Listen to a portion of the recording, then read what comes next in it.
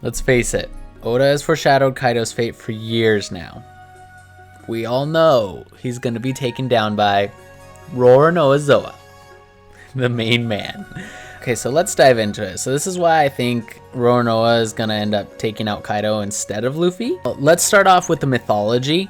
Going into it, Zoro and Kaido represent the tiger versus the dragon, and respectively in Chinese mythology, in which the dragon holds power for a long period of time in a land, which the tiger eventually challenges him to, aka Wano. Zoro also is Ryuma, which Kaido is the flying dragon in this mythology. If you're not too familiar with that, the legend of Ryuma slaying a flying dragon is constantly stated with Zoro around. Now, a lot of people might speculate, you know, he's not the main character, he's the side guy, he always takes down the weaker guy, he's going to take out Orochi.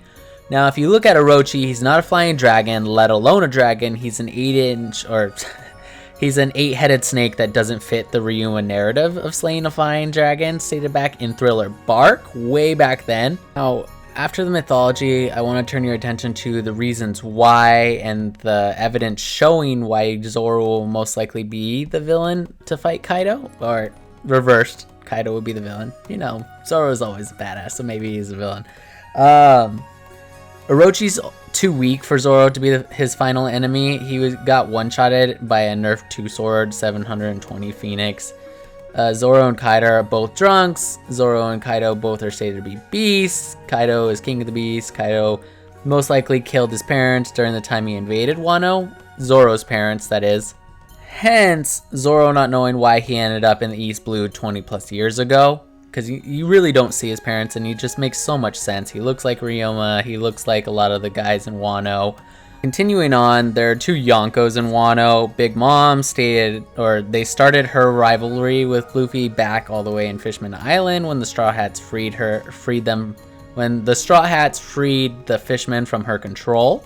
Looking into it a little bit further on how Luffy's built a really good relationship, well, not good, relationship with Big Mom, and kind of foreshadowing that she'll be the person he'll face. That foreshadow comes from Luffy defeated her strongest child. We still don't know what happened to Jinbei. He could have lost a limb or be dead. I don't think he's dead. I really don't think it. It would kind of really throw the story in a weird way if he was dead. All of that in itself is just reasons enough for Luffy to go after Big Mom specifically. Now, I think the last few chapters, 955 specifically, really entails why Zoro will be the person to face Kaido. And that's more specifically because Oda would not make Hiyori offer Zoro the only blade that has ever scarred Kaido if it meant his final legacy-defining moment will not be slaying Kaido's impenetrable body. So it just makes perfect sense that this will lead up to Zoro fighting Kaido, especially because Oda said himself that, or his writers have said, that this arc is going to be one of the most unpredictable arcs. It's unpredictable in a way, but I can perfectly see that they would throw us that and give him the glory of fighting it. Now, going deeper into what I just said, I think there are reasons why Zoro needs to fight Kaido. One, it builds on his legacy. It gives fans what they want. He has a blade that has scarred Kaido. It's perfect matchup. And then you just kind of need him to. You need Zoro to be portrayed close to Luffy in order for his name to reach the heavens. He's trying to be the world's best swordman, and he can't, right? You're going to be with the Pirate King. You're going to be one of the strongest people in the world. It just makes sense for his name to reach the heavens by this fight.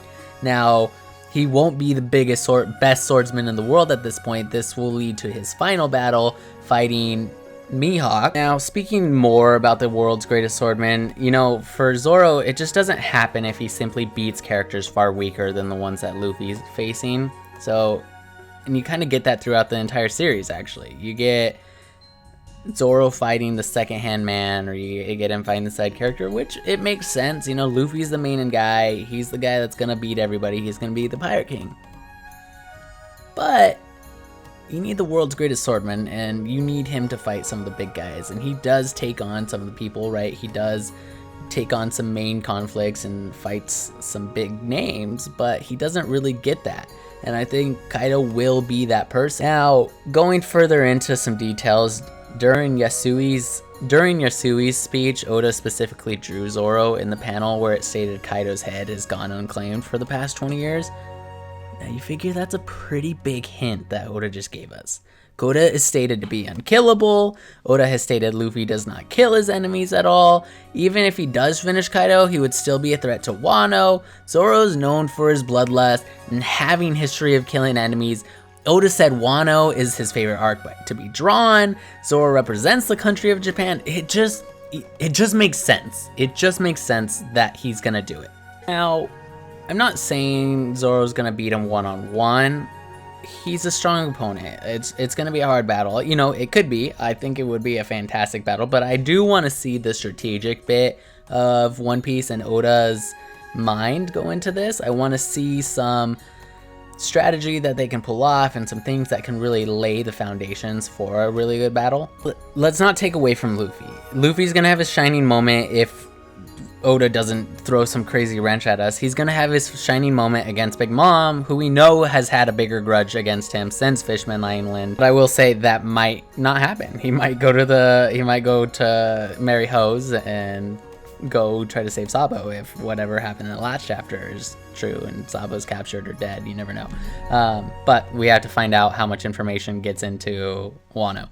But I think further analyzing One Piece and what's going on, if you look at One Piece Magazine 5, they have strongly hinted that there will be a new Dragon Slayer that currently controls Wano and, you know, Zoro. Now, I think that's all I got for you guys. I do have some other things I would want to say, but I feel like that's enough information for you guys right now. If you guys want me to do a continuation video of further analyzing this video, let me know down in the comments below. If you guys want to support the channel, head over to patreon.com/AnimeGoGoWatcher. Other than that, later!